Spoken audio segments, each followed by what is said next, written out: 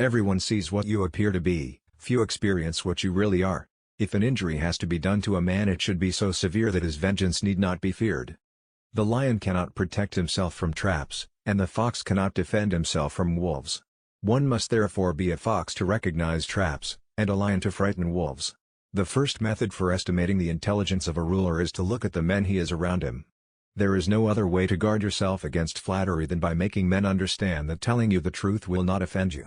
Never was anything great achieved without danger.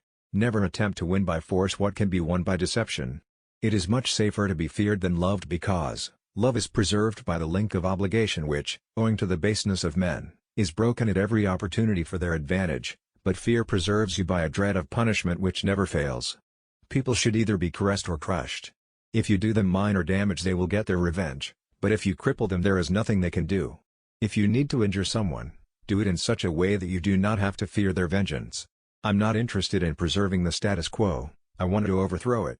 Men are driven by two principal impulses, either by love or by fear. All courses of action are risky, so prudence is not in avoiding danger, it's impossible, but calculating risk and acting decisively. Make mistakes of ambition and not mistakes of sloth. Develop the strength to do bold things, not the strength to suffer. Because there are three classes of intellects, one which comprehends by itself, another which appreciates what others comprehend, and a third which neither comprehends by itself nor by the showing of others. The first is the most excellent, the second is good, the third is useless. It is not titles that honor men, but men that honor titles. How we live is so different from how we ought to live that he who studies what ought to be done rather than what is done will earn the way to his downfall rather than to his preservation. Where the willingness is great, the difficulties cannot be great. He who seeks to deceive will always find someone who will allow himself to be deceived. Men in general judge more by the sense of sight than by the sense of touch, because everyone can see but few can test by feeling.